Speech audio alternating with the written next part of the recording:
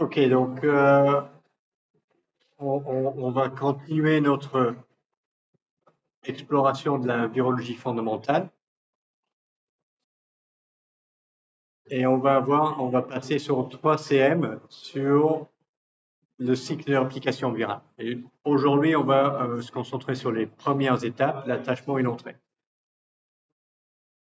Si j'exclus pas de continuer un petit peu sur le troisième parce qu'il y a plus de matière à couvrir en CM3 qu'en CM2. Donc je vais peut-être enchaîner en fonction de comment on avance. Donc pour rappel, donc, pour que n'importe quel virus se réplique, il doit effectuer toutes les étapes du cycle de réplication. Donc ce qui démarre avec l'attachement sur une cellule à infecter, sur la cellule hôte. Ensuite, le virus doit rentrer dans la cellule, rester attaché à la surface, ça n'avance à rien pour la réplication virale. Et à un moment donné, le virus doit libérer son génome. Le génome doit quitter la capside ou la nucléocapside. Ensuite, le génome il doit être répliqué et les protéines virales doivent être exprimées. Donc le virus doit être capable d'exprimer ces différents gènes. Et une fois que l'on a accumulé beaucoup de copies, de nombreuses copies de l'ADN ou de l'ARN génomique viral et des protéines virales, ces différentes sous-unités enfin, des composants vont être assemblés pour former de nouvelles particules virales qui doivent être libérées. Donc, toutes ces étapes donc n'importe quel virus doit accomplir l'ensemble de ces étapes pour assurer un cycle complet de réplication. Et d'ailleurs, c'est un peu la base de la recherche de médicaments antiviraux. Pour les bactéries, on a des antibiotiques. Pour les virus, on a des antiviraux. Et le principe pour les antiviraux, c'est de trouver une molécule qui va inhiber l'une ou l'autre de ces étapes. Parce que si on inhibe la réplication génomique ou la libération des particules virales, bah, ça va empêcher le virus de compléter son cycle de réplication. Donc, ça sera un inhibiteur de réplication efficace. Alors, une autre chose à dire sur ça, c'est-à-dire que ici, sur le schéma, on va se concentrer sur les étapes initiales, l'attachement, l'entrée et la décapsidation. Et on verra que, bon, on a sur le schéma séparé ces deux événements, l'entrée et la décapsidation. Des fois, cela se passe en même temps, ces deux étapes. Des fois, les deux étapes sont séparées, des fois, c'est en même temps. D'accord? Donc, mais conceptuellement, on dit que c'est deux processus distincts, mais des fois qui ont lieu en même temps. Donc, on va se focaliser sur l'attachement et l'entrée. Donc, l'attachement. Donc, le défi pour le virus, c'est que bah, il doit s'attacher sur la bonne cellule pour pouvoir l'infecter. Et cet attachement et la spécificité de l'attachement est médiée par une interaction entre une protéine ou glycoprotéine d'attachement sur le virus et un récepteur sur la cellule hôte.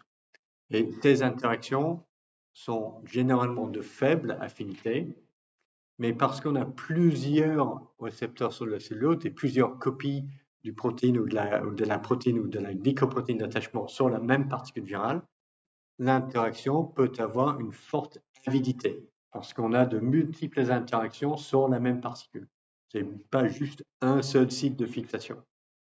D'accord? Donc, si vous vous souvenez de la biochimie, interaction, ligand, récepteur, tout ça, c'est ça le concept ici. Donc, on a une interaction de forte avidité parce qu'on a de multiples copies des glycoprotéines ou de protéines d'attachement sur la même particule. Alors, ici, sur le tableau, j'ai mis quelques exemples de glycoprotéines d'attachement pour les virus enveloppés et de protéines de capsides qui ont la fonction de se fixer sur le récepteur, chez certains virus non enveloppés, des virus nus. Donc, les exemples chez les virus enveloppés, le VIH, la glycoprotéine d'attachement, c'est la GP120, qui va se fixer sur le récepteur CD4. Pour le virus Epstein-Barr, qu'on sait tous, s'appelle maintenant le lymphocryptovirus gamma 4 ou quelque chose comme ça. L'un de ces récepteurs, c'est glycoprotéine d'attachement plutôt, c'est le GPS 350-220 qui se fixe sur le CD21 qui est exprimé sur les lymphocytes B. Le SARS-CoV-2, la glycoprotéine d'attachement, c'est la spike, notamment le domaine S1, qui se fixe sur un récepteur, le récepteur AS2. Alors, que dire pour ça? Donc, tous les récepteurs cellulaires ne sont pas des protéines. CD4, CD21, AS2, le récepteur du virus de la poliomyélite, le PVR, car c'est le récepteur des Coxsackie adénovirus, ce sont les protéines membranaires sur la membrane plasmique de la cellule. Mais tous les récepteurs des virus ne sont pas des protéines. Il existe de nombreux virus qui utilisent des structures glycaniques comme récepteurs. Donc, le virus de la grippe, via son hémagglutinine, va se fixer sur l'acide sialique, qui est le récepteur. Et c'est vrai pour de nombreux virus non enveloppés. On peut utiliser des récepteurs glycaniques tels que l'acide sialique. Alors, la présence du récepteur est nécessaire pour infecter la cellule hôte. Et la distribution du récepteur, c'est quelque chose qui va avoir une forte influence souvent sur le tropisme et la pathologie provoquée par différents virus. Par exemple, le VIH, il va infecter les lymphocytes T et CD4 plus, les cellules dendritiques, les monocytes macrophages, qui expriment le récepteur CD4. Donc, c'est le récepteur qui explique le tropisme du virus et c'est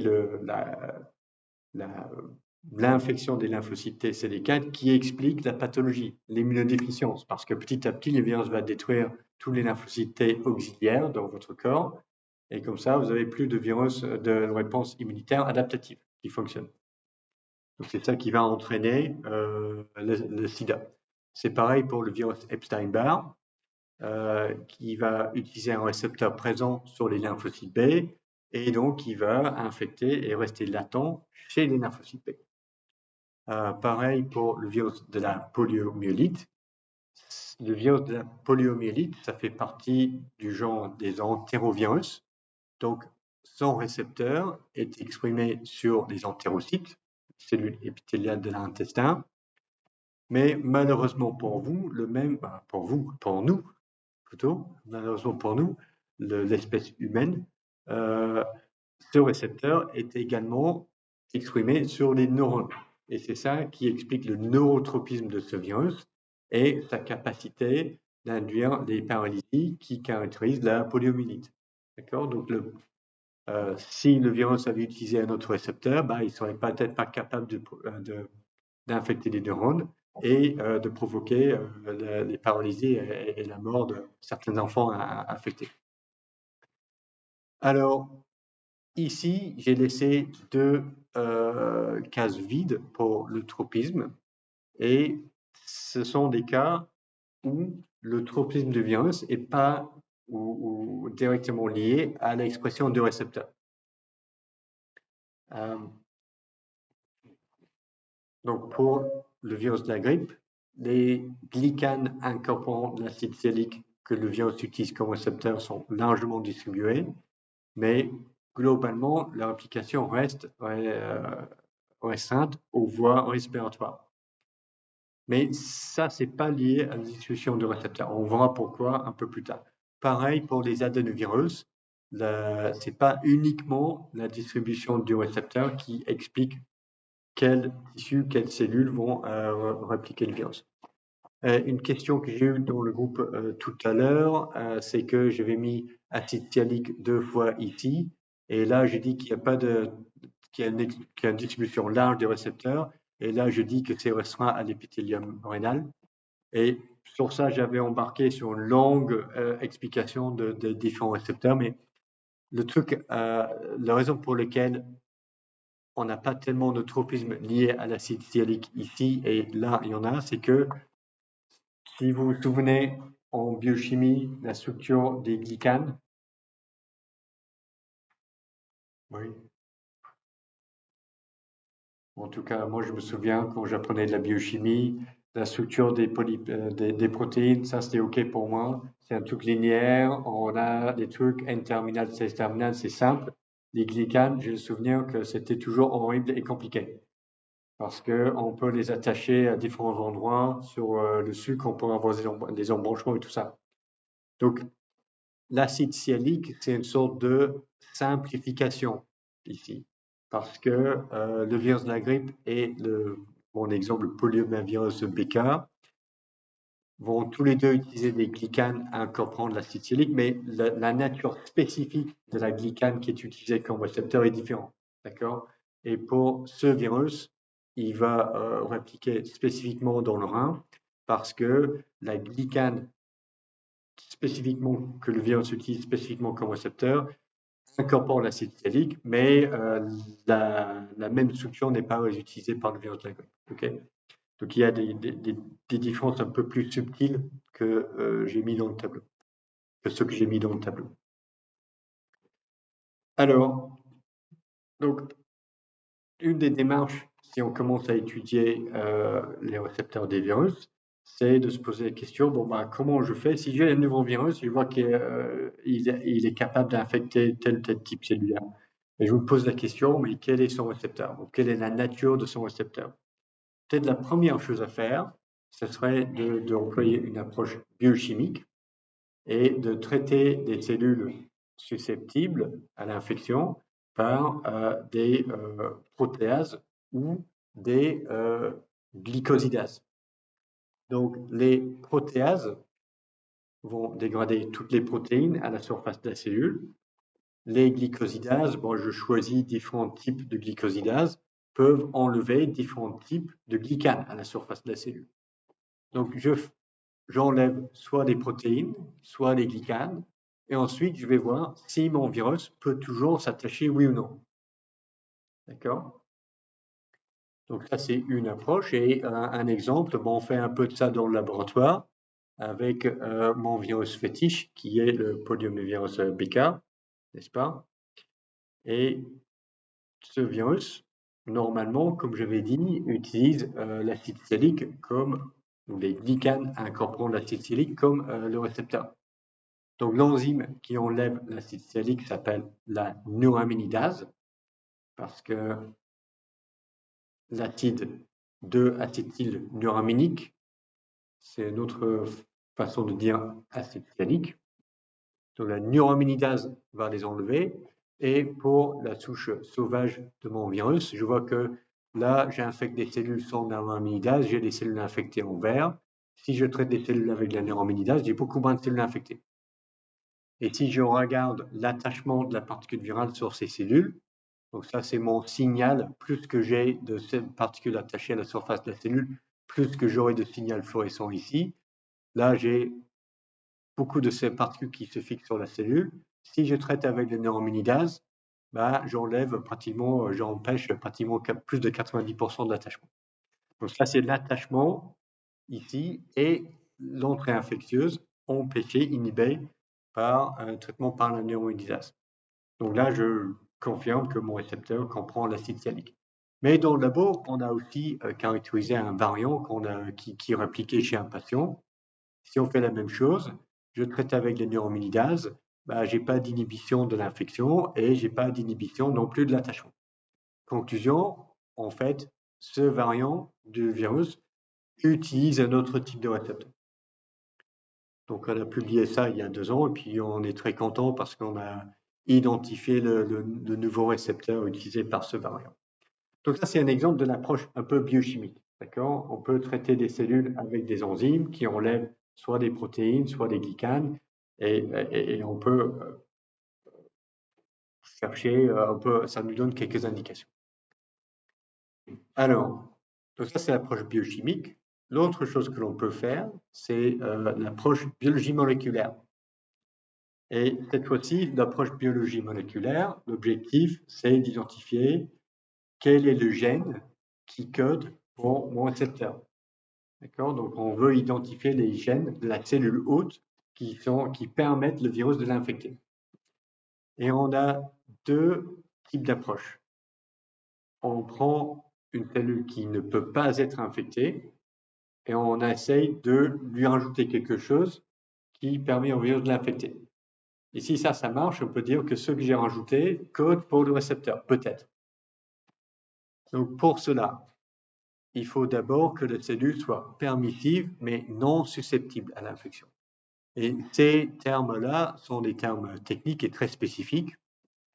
Une cellule qui est susceptible à l'infection, ça veut dire que le virus peut s'y attacher et peut rentrer dans la cellule. Une cellule permissive pour l'infection est une cellule qui, une fois que le virus rentre, est capable de répliquer le virus et de libérer des particules virales. Donc, si on réfléchit à notre cycle de réplication virale, les cellules susceptibles, c'est lié avec des étapes initiales, attachement, entrée, décapsulation. Permissive, c'est lié aux étapes tardives dans le cycle de réplication. Réplication, expression du génome, assemblage et libération. Et donc, pour qu'un virus puisse infecter efficacement une cellule, la cellule doit être susceptible et permissive.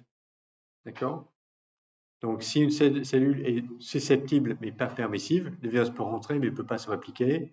Si elle est permissive mais pas susceptible, le virus ne peut pas rentrer, mais si on fait rentrer son génome par un moyen artificiel, le virus peut se répliquer. Donc ça, c'est un peu l'explication de ces termes-là. Donc si j'ai une cellule qui est permissive mais non susceptible, ça veut dire que le virus ne peut pas se répliquer parce qu'il manque quelque chose qui est impliqué dans ces étapes précoces d'attachement et d'entrée. Donc si j'apporte différents gènes, différents ADNC codants pour des protéines dans ma population cellulaire et je trouve l'ADNC, le gène qui permet à la cellule d'être infectée, ben ça c'est un bon candidat pour un récepteur.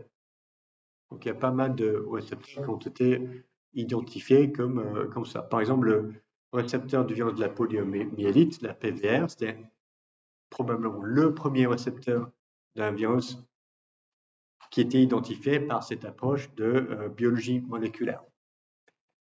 Donc ça, c'était au début, au milieu des années 1980, donc 40 ans plus tard, on a d'autres outils en biologie moléculaire, notamment la technologie CRISPR-Cas9, qui nous permet de éliminer le virus qu'on veut, le gène que l'on veut.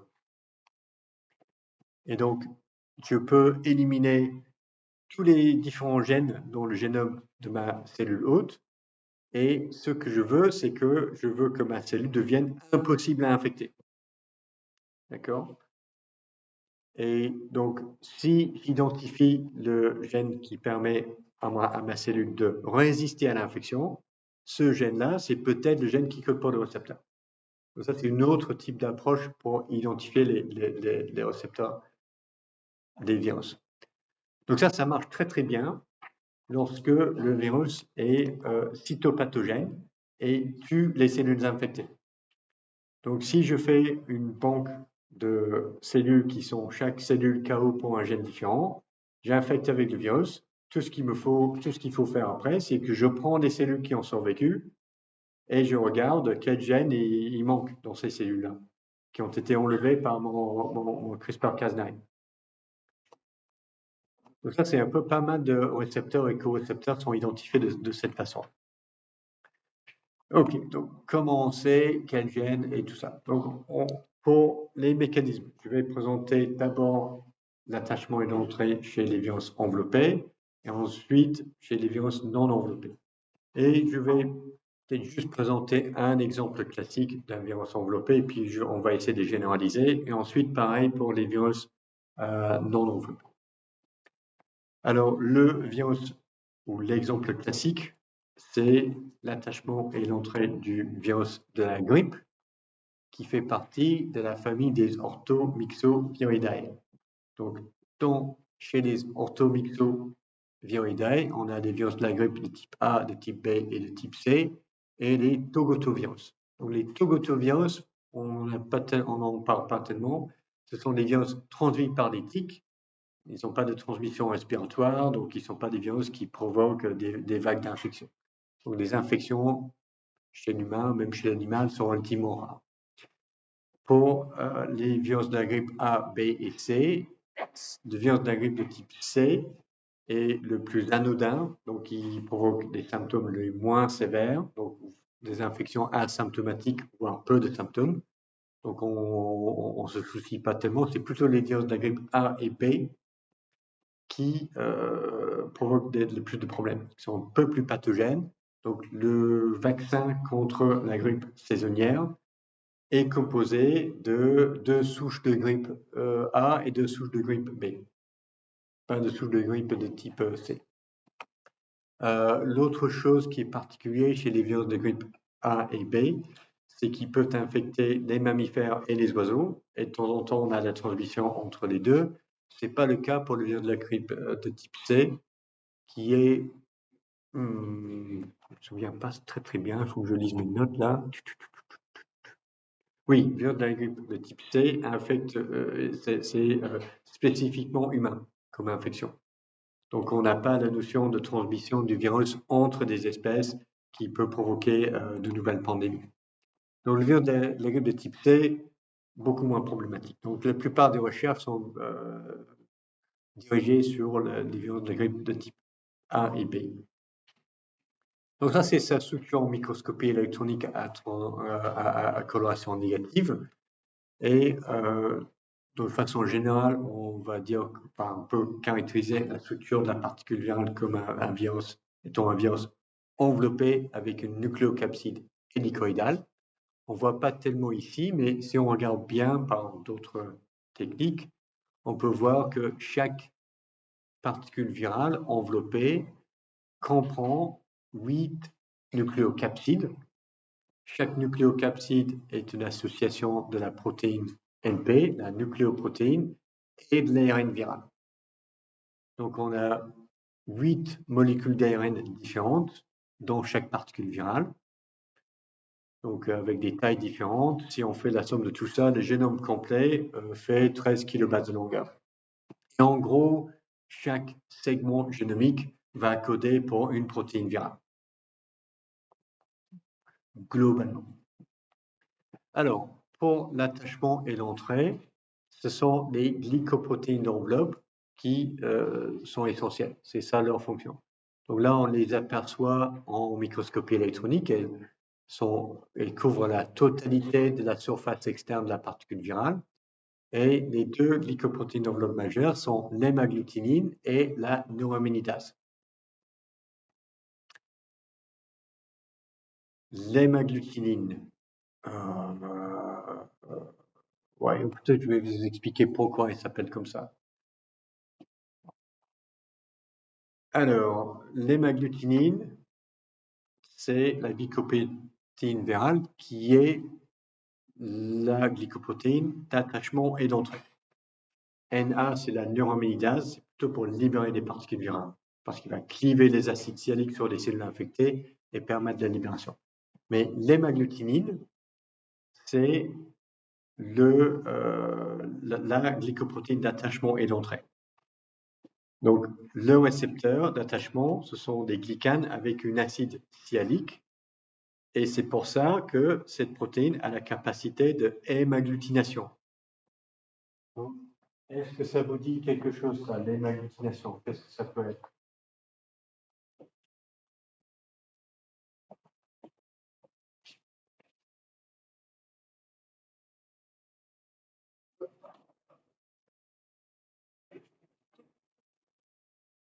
L'agglutination, on envisage ce que c'est, ça.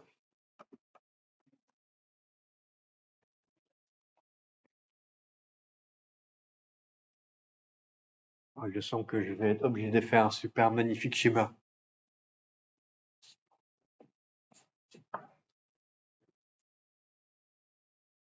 C'est quoi ça?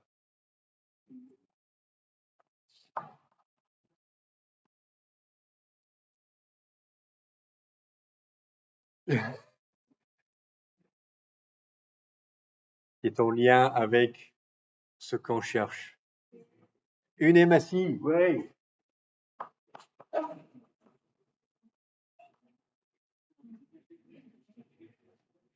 Ok, la surface des hématies est recouverte de structures vitaliques. Et si je mets une tonne de virus de la grippe dedans, là, le virus de la grippe, il ne va pas infecter les hématies, d'accord? On est d'accord. Mais il peut s'attacher sur les glycanes qui sont à la surface des hématies.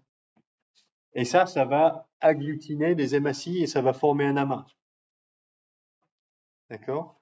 Donc, si on purifie une préparation du virus de la grippe et on mélange avec du sang humain ou du sang de mouton, ça va agglutiner les hématies. Et on peut voir ça à l'œil nu, c'est-à-dire qu'on mélange les deux, on met dans un tube à essai, un peu un truc en flambé comme ça. D'ailleurs, c'est pas du tout dans le pot là. Donc je dilue mes hématies et je les mets en suspension. Je laisse 20-30 minutes sur la paillasse. Mes hématies, normalement, vont culotter sur le fond de mon tube. Si j'ai une hémagglutination, les hématies vont être tout collées les unes avec les autres et ça va laisser un sort de truc ça va pas culotter au fond du tube. Donc on voit à l'œil nu si j'ai de la hémagglutination ou pas. Donc c'est pour ça que la glycoprotéine d'attachement sur le virus de la grippe s'appelle l'hémagglutinine. C'est la glycoprotéine qui se fixe sur les acides sialiques à la surface des hématies et à la surface d'autres cellules. Alors, après l'attachement, qu'est-ce qui va se passer? Donc, on a l'attachement à la surface de la cellule, la particule virale sera internalisée. Ensuite, l'internalisation est via la voie de l'endocytose et l'acidification, la maturation de l'endosome est accompagnée par son acidification. Et c'est la diminution de pH, l'acidification, qui provoque un changement conformationnel dans l'hémagglutinine qui va provoquer la fusion membranaire. Et la fusion membranaire, ici en gris, j'ai représenté l'enveloppe virale et mes deux traits ici, c'est la membrane de l'endosome.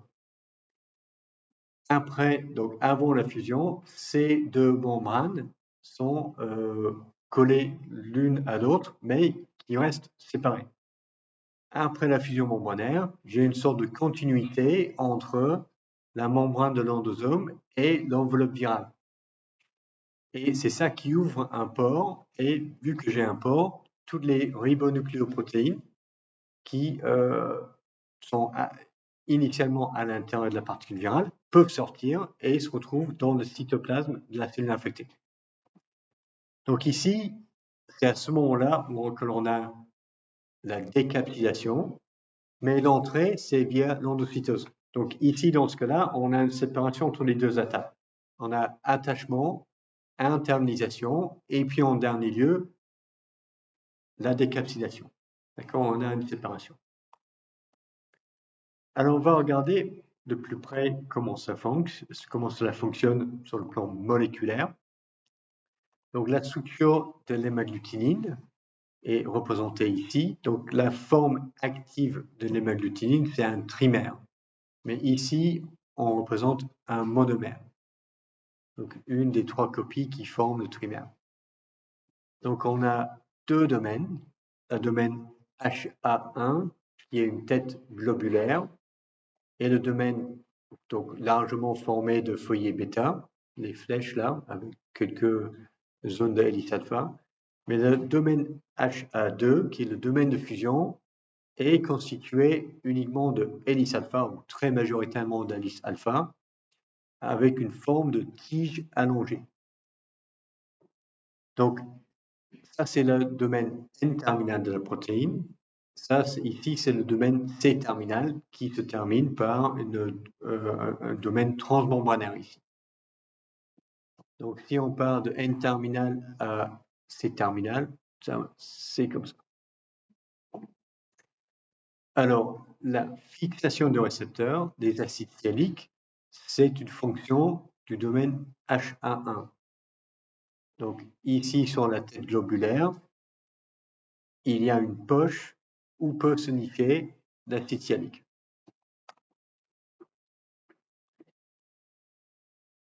Ensuite, donc HA1, c'est le domaine de fixation sur le récepteur. HA2, c'est le domaine qui va provoquer la fusion membranaire. Et ce qui va se passer, c'est que, bon, on a illustré donc, c'est l'acidification, on a dit, qui va provoquer une réorganisation de la structure de l'hémagglutinine. Et les différentes étapes dans cette réorganisation sont illustrées sur ces schémas. Donc, ici, c'est en bas, on a des structures représentées avec un peu leur structure protéique secondaire. Et au-dessus, c'est en forme schématique. Et au-dessus, ce que l'on voit, c'est uniquement le domaine de fusion. Tandis qu'ici, on a les deux. On a la HA1 et la HA2. Tout ce qu'on voit ici, là, cela représente que le domaine HA2. Alors, ça, c'est notre trimer, dont ce qu'on appelle la conformation pré-fusion. C'est-à-dire, l'hémagglutinine est comme ça à la surface de la particule virale avant de se fixer sur les cellules. Ensuite, il y a la fixation, il y a l'internalisation dans l'endosome, et c'est l'acidification qui va démarrer le processus.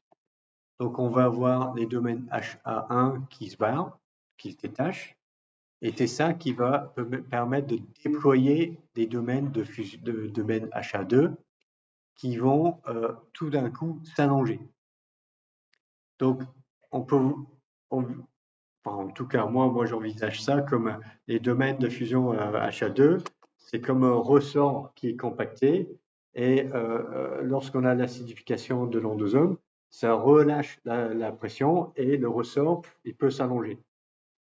Donc on a une modification de la structure vers cette forme dite étendue, et c'est ça qui va projeter des peptides de fusion qui sont des séquences peptidiques hydrophobes. Normalement, ces séquences sous la forme résumée ici, là, schématisée, ce sont des petits trucs là en jaune. Donc, ces ces peptides de fusion sont cachés à l'intérieur de la domaine HA2 dans la forme préfusion, mais avec l'allongement, ils sont projetés vers la membrane de l'endosome de l'hôte. Et puisque ce sont des courtes séquences peptidiques avec des acides aminés hydrophobes, c'est simplement un processus physico-chimique qui va leur permettre de s'insérer dans la bicouche lipidique. Donc on envoie un harpon qui va s'accrocher dans la membrane cellulaire. Alors, cette forme étendue est très instable. Donc, dès lors qu'il est les peptides de fusion sont accrochés dans la membrane cellulaire, tous ces domaines de fusion vont se replier sur elles-mêmes, et ce repliement va approcher la membrane cellulaire de l'enveloppe virale. Et petit à petit, la proximité de ces bicouches lipidiques avec ces domaines protéiques hydrophobes va permettre la formation d'une pore de fusion et la fusion entre les deux membranes. Et une fois qu'on a cette situation-là, la fusion est accomplie, et ce qui était à l'intérieur de la particule virale peut rentrer dans la cellule.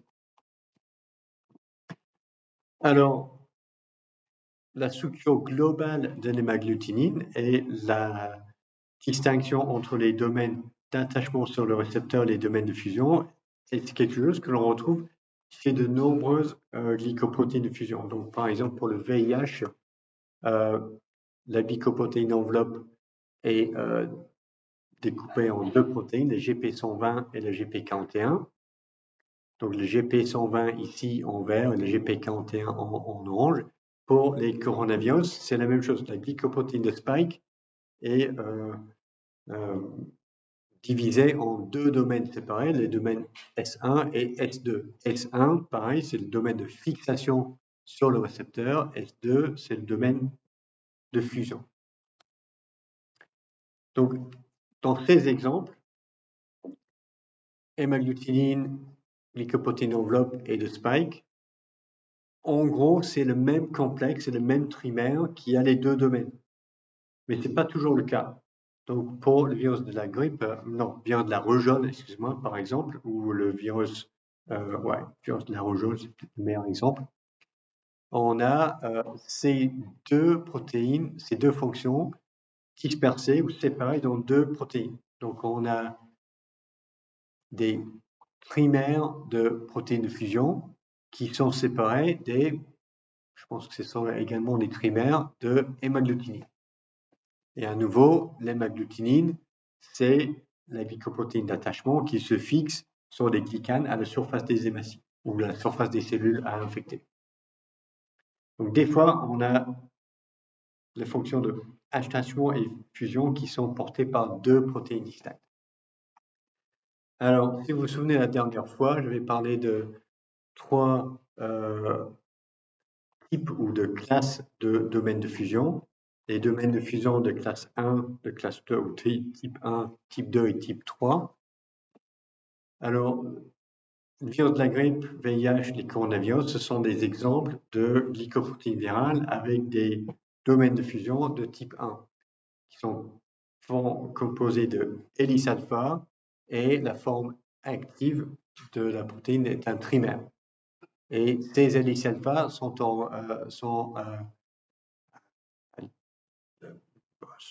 disposées de façon perpendiculaire à l'enveloppe virale. Les domaines de fusion de type 2, que l'on retrouve chez par exemple le virus de la dengue, sont composés de feuillets bêta et pas d'hélice alpha. La forme active, ce sont des dimères et elles sont plates sur la surface de la particule virale. Alors, il existe aussi des domaines de fusion de type 3 que l'on voit chez les herpesvirus ou les virus, les Rhabdoviridae comme le virus de la rage. Et là, on a un mélange de feuillets alpha et bêta avec des sutures assez différentes. Alors, pour illustrer comment ça marche, je vais vous montrer juste ces vidéos, si j'arrive à tout ouvrir. Oui, c'est ça. Donc ça, c'est notre particule de SARS-CoV-2 avec la glycoprotéine de spike à l'extérieur. Et à l'intérieur, on a la nucléocapside virale qui est hélicoïdale. Alors, le processus d'infection va démarrer avec l'interaction avec la spike, le domaine S1, avec son récepteur qui est la protéine AS2. Ok, donc c'est ce qu'on a ici là. Donc ça c'est notre domaine S1 qui va se fixer sur le récepteur. Ok, donc on s'est attaché sur la cellule, mais il faut autre chose pour démarrer le processus de fusion. Et pour le SARS-CoV-2, c'est le clivage protéolytique de la glycoprotéine de spike par une protéase ou une peptidase cellulaire qui s'appelle le TMPRES2 qui va cliver la glycoprotéine de spike et enlever les domaines S1. Et c'est qu'à ce moment-là que notre domaine de fusion S2 sera activé. Donc ça, c'est la forme préfusion. L'activation, elle va s'allonger. Les peptides de fusion vont s'insérer dans la membrane plasmique de la cellule. Cette forme étendue ou allongée est instable, elle va se replier. Et c'est ce repliement qui va rapprocher l'enveloppe virale de la membrane plasmique cellulaire. Et le résultat, c'est qu'en gros, la particule virale va se dissoudre dans la membrane plasmique de la cellule. Et tout ce qui était à l'intérieur de la particule virale, initialement, va se trouver dans le cytoplasme maintenant. Donc ça, c'est une visualisation du fonctionnement des domaines de fusion de type 1. pour les domaines de fusion de type 2. On va jouer.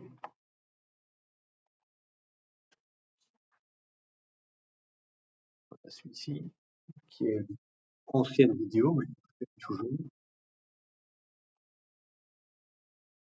Bon, petite introduction sur la dengue. Donc ça, c'est notre particule virale. Et on voit que les glycoprotéines de fusion sont toutes aplaties sur la surface de la particule virale. Donc on a l'attachement. Et cette fois-ci, on a ensuite une internalisation par endocytose. Donc l'endosome va maturer et la maturation est accompagnée de l'acidification. Donc ça, c'est notre acidification ici. Et c'est l'acidification qui va provoquer un changement de conformation. Donc initialement, on avait les dimères de glycoprotéines de fusion qui étaient comme ça, tout plat. Et les peptides de fusion, c'est un peu comme sur mes doigts. Donc ils s'interagissent entre eux. Donc les parties hydrophobes sont collées là-bas. Mais lors de l'activation, j'ai les deux domaines qui se mettent debout et les peptides de fusion au bout de mes doigts peuvent maintenant s'insérer dans la membrane de l'endosome cellulaire. C'est ce qu'on va voir ici. On voit les domaines de fusion, les glycoprotéines d'enveloppe se mettent debout. Les peptides de fusion s'insèrent dans la membrane de l'endosome. Et pareil, cette structure debout, allongée, est instable. Et elle va se replier sur elle-même, va transformer la membrane de l'endosome à l'enveloppe virale. Et petit à petit, les deux membranes vont fusionner. Et une fois qu'on a un corps de fusion qui se forme, ça va permettre la sortie de l'ARN viral dans le cytoplasme. Et donc, à partir de ce moment-là, la cellule est réellement infectée. OK. Donc ça, c'est une illustration de comment fonctionnent les domaines de fusion de type 2. Alors, en étudiant différents modèles, on a fini par établir un schéma de comment fonctionnent ces différents domaines de fusion. Et c'est aussi vrai pour les domaines de fusion de type 3. C'est-à-dire, initialement, sur la particule virale, tous ces domaines de fusion sont présents dans une formation qui s'appelle la conformation préfusion. Donc, elle est prête à démarrer, mais elle ne démarre pas. Ensuite, il faut quelque chose pour le démarrer, un trigger, un T, et c'est ça qui va permettre la formation de cette forme étendue, ce qu'ils appellent le pre-hairpin ici. La forme étendue est instable et va se replier sur elle-même, et c'est ça qui va aboutir à la fusion membranaire. Donc, ce schéma général est résumé dans ces 5 étapes. Donc, mais la toute première, on n'a pas présenté, parce que généralement, les glycoprotéines de fusion sont synthétisées sous forme inactive par la cellule infectée. Et à un moment donné, il faut les activer. Donc ça, c'est l'étape de priming ou d'amorçage. Donc après l'amorçage, les domaines de fusion sont prêts à fonctionner. Ensuite, il y a l'étape d'activation, ce qu'on appelle le triggering. Et l'activation, c'est après la fixation sur le récepteur, tous les virus enveloppés ont besoin d'un deuxième stimulus qui déclenche la fusion membranaire. Une fois que cette fusion est déclenchée, elle va passer par les autres étapes qu'on vient de voir. Une forme étendue qui permet d'insérer les peptides hydrophobes dans la membrane cellulaire, le repliement du domaine de fusion, et c'est ça qui va terminer par la formation du pore. Donc, extension, repliement et zippering, comme une fermeture claire pour former le pore. Donc ça, on vient de voir ça. Alors, quelles sont les étapes d'amorçage et d'activation? Donc, pour les étapes d'amorçage, souvent il s'agit, d'ailleurs, presque tout le temps, les exemples que j'ai pu trouver, il s'agit d'un clivage protéolytique. C'est-à-dire que lorsque la glycoprotéine d'enveloppe virale est synthétisée, elle est sous forme inactive. Et pour pas l'activer, pour l'amorcer, il faut le cliver. Donc, l'hémagglutinine chez le virus de la grippe est d'abord synthétisée sous forme d'une protéine transmembranaire qu'on appelle l'hémagglutinine 0. Mais pour la transformer en hémagglutinine fonctionnelle, il faut cliver cette hémagglutinine 0 en deux protéines distinctes, le HA1 et la HA2. Mais distinctes, mais qui restent accouchées. D'accord? Donc, elles restent associées. Si on ne fait pas ça, pourquoi ça c'est important? Ce qu'on a vu, c'est qu'après l'attachement sur la membrane et l'endocytose, il faut que le domaine HA1 se sépare du domaine HA2 pour permettre la fusion membranaire. Si je n'ai pas d'abord effectué cette étape de clivage protéolytique, on peut imaginer que l'attachement va se fonctionner, l'endocytose va fonctionner, mais le domaine HA1 va rester tout le temps collé. Et le virus ne pourra jamais déployer ce domaine de fusion HA2. D'accord? C'est pour ça que c'est important. C'est la même chose un petit peu pour le virus, pour le VIH. Donc, la glycoprotéine d'enveloppe est d'abord synthétisée sous forme de glycoprotéine GP160, qui est ensuite clivée en deux glycoprotéines, le GP120 et le GP41. Le GP120 étant la glycoprotéine d'attachement, GP41, la glycoprotéine de fusion. Et c'est pareil pour le SARS-CoV-2. Pour le virus de la dengue, on a quelque chose de semblable. La glycoprotéine d'enveloppe, est d'abord synthétisée sous forme de polyprotéines avec les protéines de capside, la protéine de matrice. Mais pour que la glycoprotéine d'enveloppe fonctionne, elle doit être clivée de ces deux autres protéines. Alors, les protéases qui effectuent cet amorçage, ce sont des protéases cellulaires. Et souvent, il s'agit de protéases qui sont ubiquitaires, comme la furine. Toutes les cellules expriment la furine, toutes les cellules expriment le signal peptidase qui est impliqué dans le clivage du peptide signal pour les protéines sécrétées.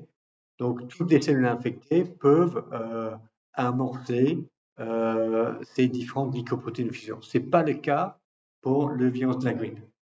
Donc, la protéase dite trypsinique qui est capable d'effectuer l'amorçage de l'hémagglutinine du virus de la grippe saisonnière a une expression restreinte au tissu de l'appareil respiratoire, de l'épithélium respiratoire. Donc, c'est pour ça que le virus a son tropisme pour l'épithélium respiratoire. Les récepteurs des acides sialiques sont à peu près partout.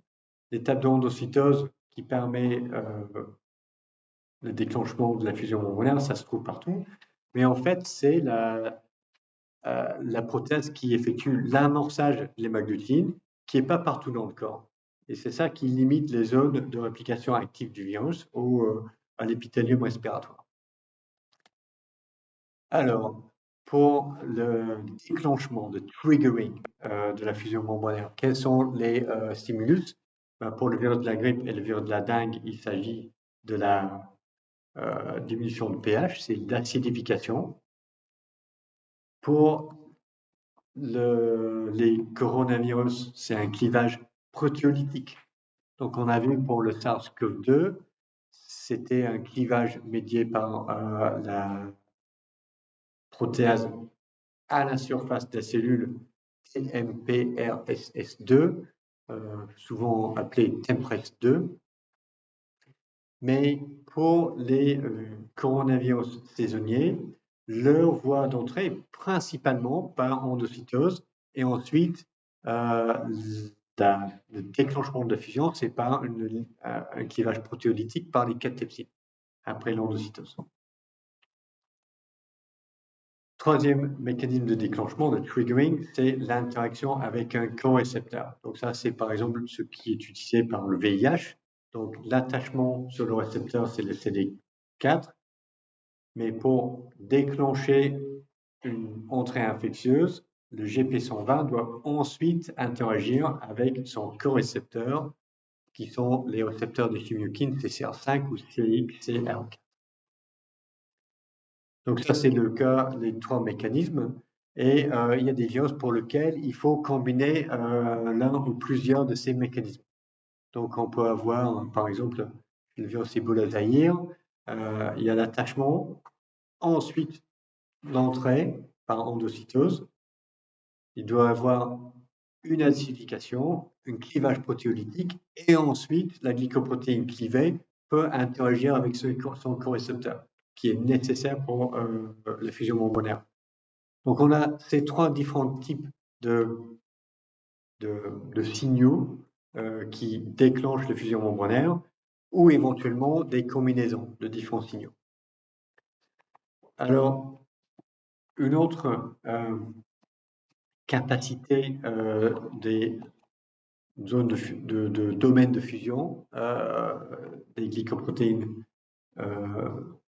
virales, c'est la formation de syncytia. Donc, un syncytium, c'est une cellule géante qui comprend plusieurs cellules fusionnées ensemble. Donc ici, on a une image d'une culture de cellules infectées par le virus de la rougeole. Donc on voit quelques cellules individuelles ici, et là, cet horrible géant, c'est un syncytium. C'est-à-dire que j'ai de multiples noyaux, mais tout ça, c'est dans la même sorte de cellule géante.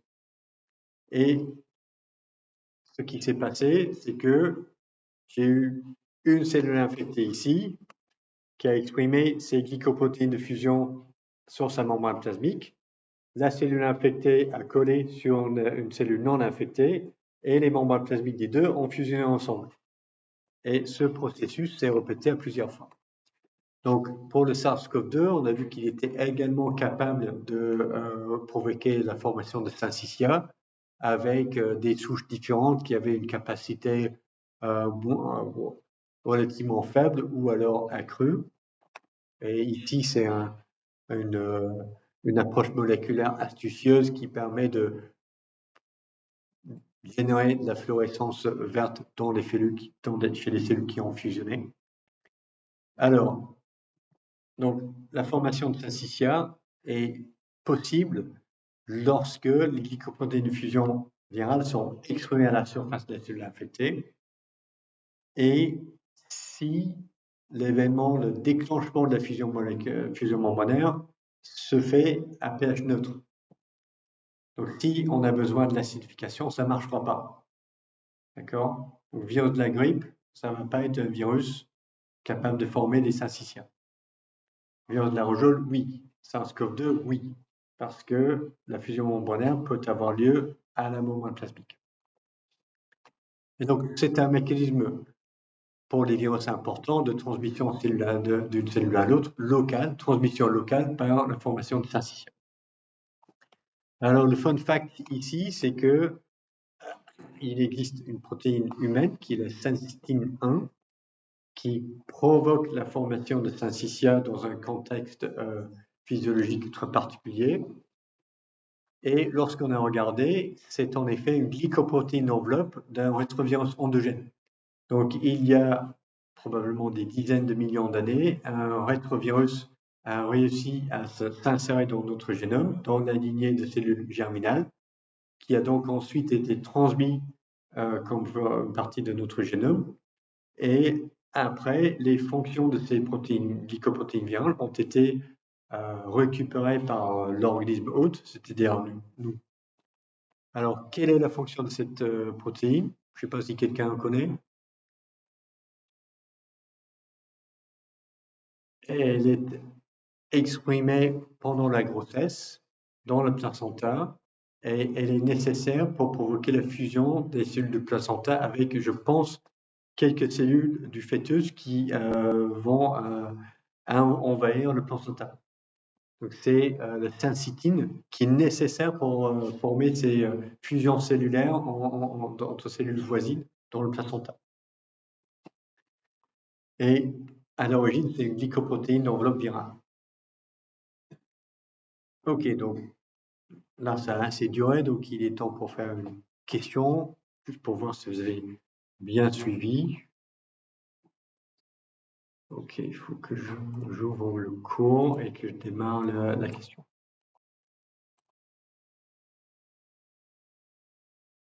Ah, ok.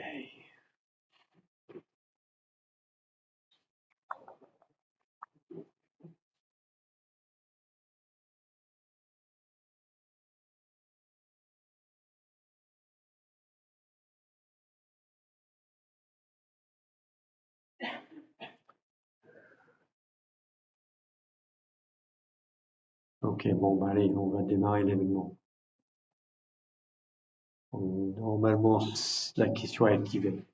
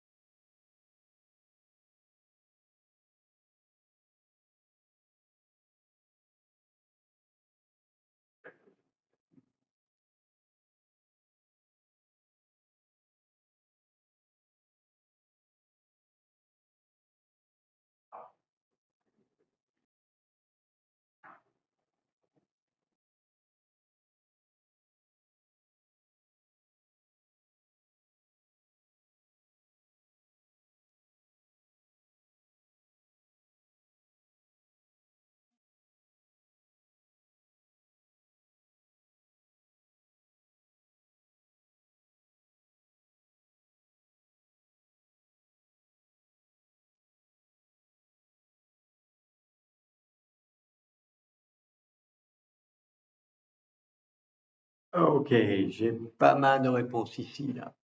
On va voir. Alors, on va commencer par le bas, je pense.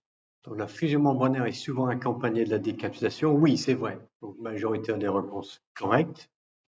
Donc, tous les exemples que je vous ai montrés, c'était vrai.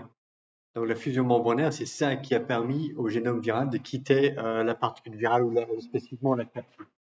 Mais c'est pas toujours vrai, d'accord? Donc, souvent, c'est pas toujours. Donc, imaginons que j'ai une particule virale un peu comme ça, là, comme un herpès-virus. Son génome est dans la capside qui est dans l'enveloppe, d'accord? Lorsque je vais avoir la fusion membranaire avec la cellule hôte,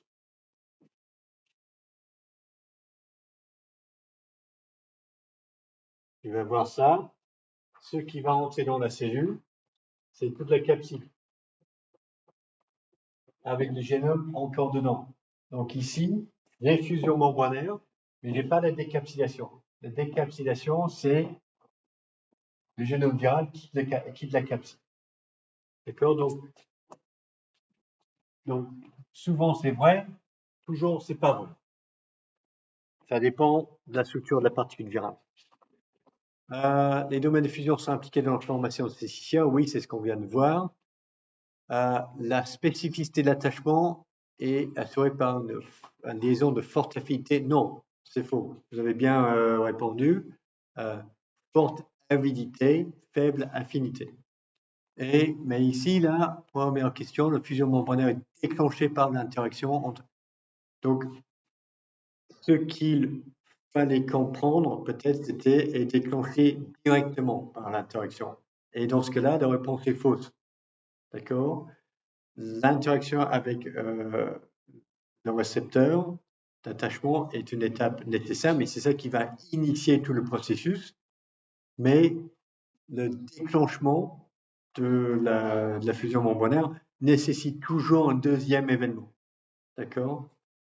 Donc, je ne sais pas, peut-être la question a été mal tournée. Mais elle était là pour vous rappeler, OK, c'est pas que l'attachement, il faut l'attachement plus un autre événement. Alors, on a un petit quart d'heure pour faire les virus non enveloppés, mais ça va aller parce que ça va être relativement court. Chez les virus enveloppés, l'exemple présenté, ce sera les picornavirus, c'est-à-dire les virus de la famille des Picornaviridae. Et chez les Picornaviridae, en ce qui nous concerne, pour l'infection chez les humains, on a des cardiovirus, les entérovirus et les hépatovirus. Les hépatovirus, c'est le virus de l'hépatite A.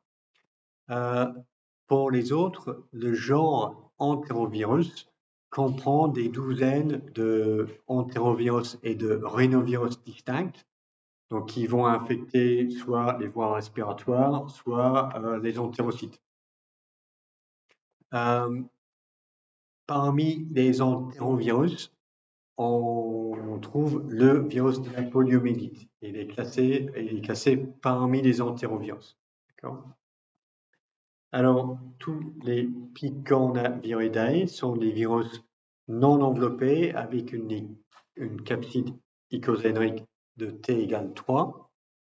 Et à l'intérieur de notre capside, on a l'ARN viral, qui est un ARN brun plus, qui code pour une polyprotéine. Alors, chez les rhinovirus,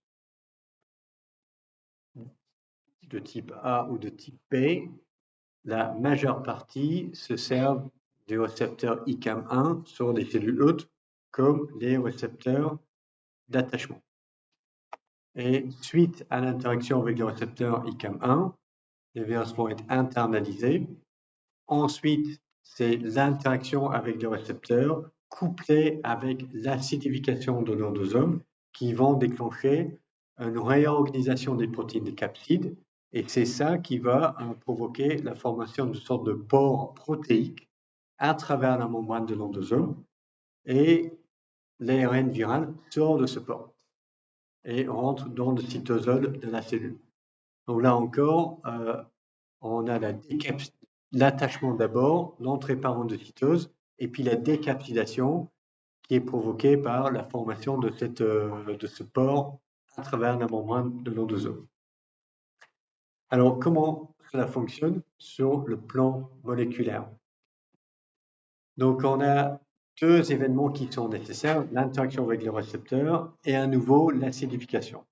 Et on peut récapituler ces événements in vitro. Donc, on peut purifier des particules virales infectieuses d'un rhinovirus.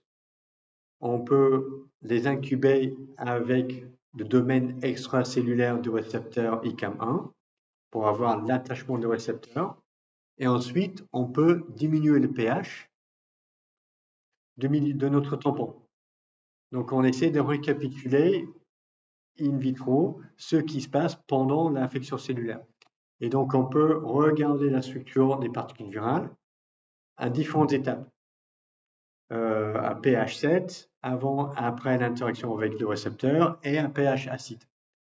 Et donc, c'est ce qu'ont fait des chercheurs ici, dans cet article publié en 2013, et ils ont analysé la structure des particules virales par cryomicroscopie électronique.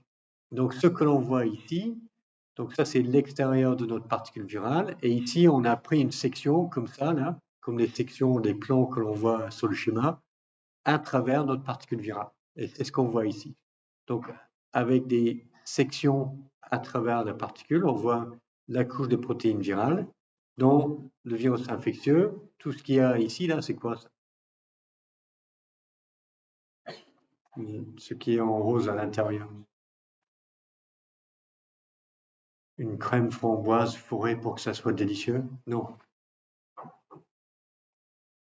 même pas à la fraise.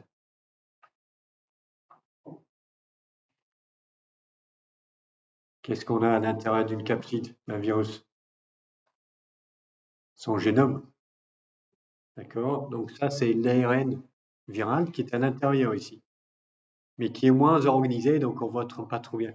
Et puis, au fur et à mesure que les particules sont mises dans la condition acide, on voit que l'ARN, il se barre et on finit par ces capsides qui sont pratiquement totalement vides. D'accord? Donc, on fait une sorte de zoom sur les deux zones. Donc, on voit qu'initialement, l'ARN touche un peu cette zone-là et touche pas ici. Mais pendant que l'ARN est en train de sortir, on voit qu'il touche cette région-là, qui est composée de la protéine de capside VP1.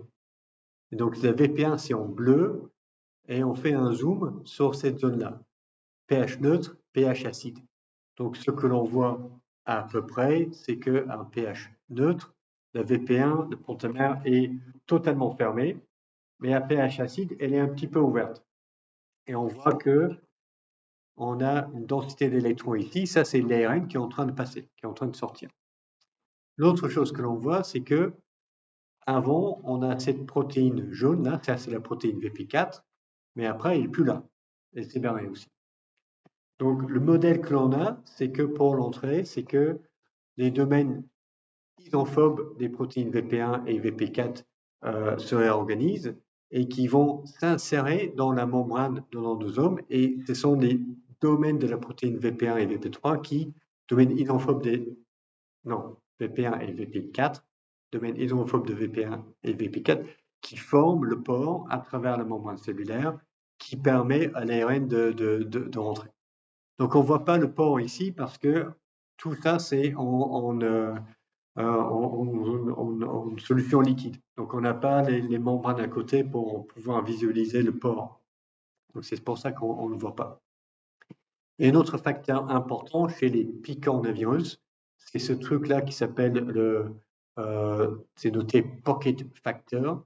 Donc, il y a une sorte de cavité à la base de la protéine VP1 qui est occupée par une petite molécule organique chez les particules infectieuses. Et lors du processus d'infection, cette molécule est libérée. Et c'est ça qui déclenche toute la déstabilisation de la capside. Donc, le site de fixation de nos récepteurs est à la base du VP1, mais avec des contributions pour le VP2 et le VP3. Donc, le récepteur va se fixer ici.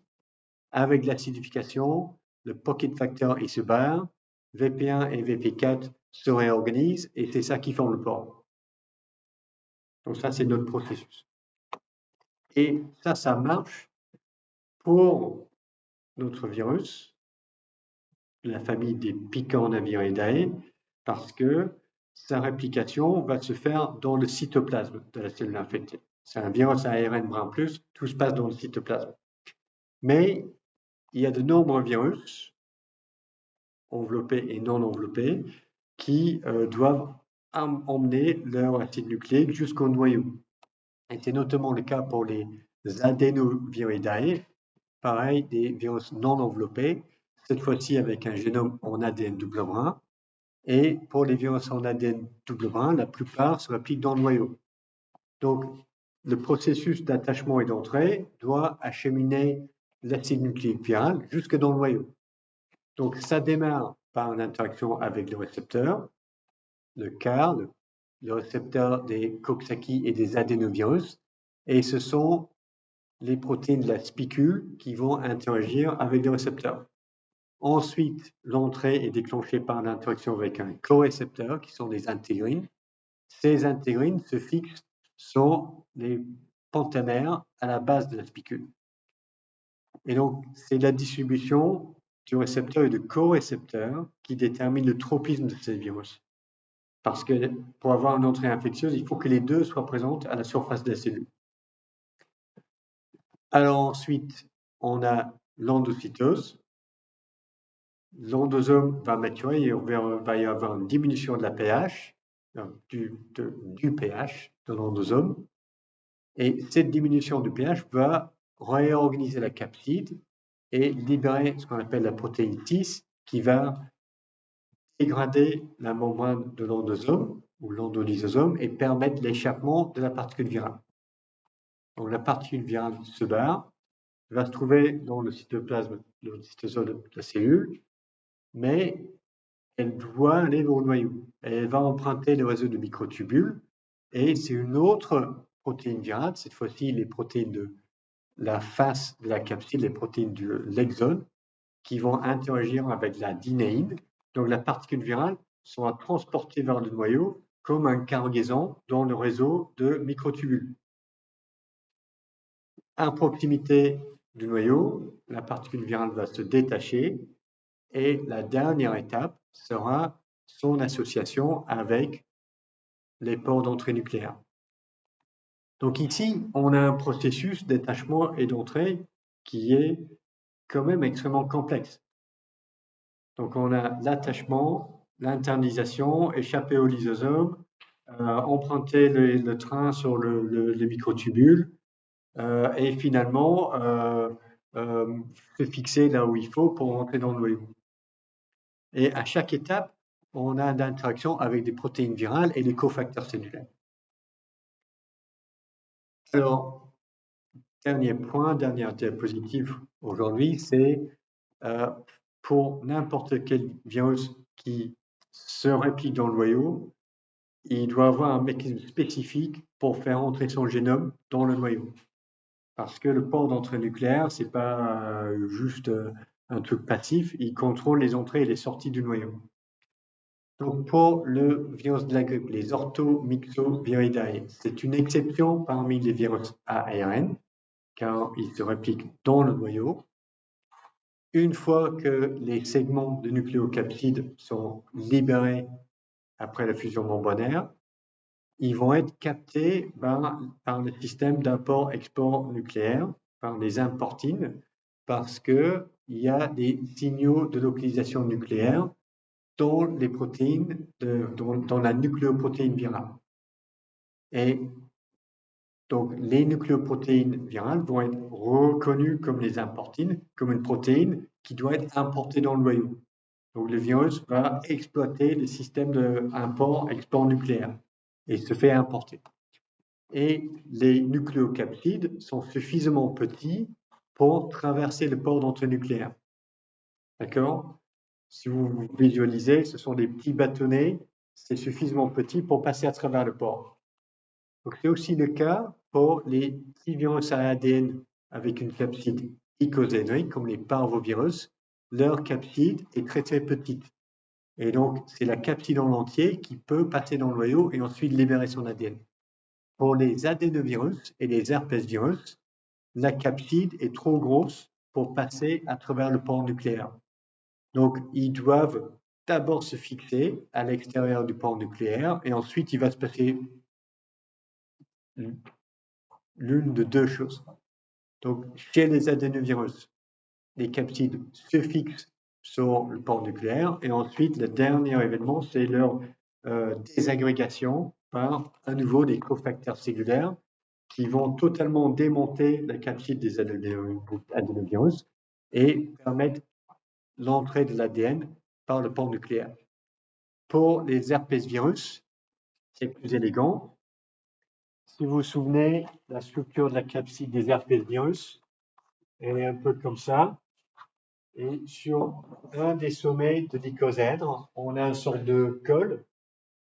Et c'est ce col-là qui va se fixer sur l'entrée du port nucléaire. Et cette interaction, ça va permettre à cette sorte de col de s'ouvrir. Et donc, l'ADN viral va être injecté directement dans le noyau. D'accord? Donc, on a un système un peu plus élégant et perfectionné chez les herpesvirus.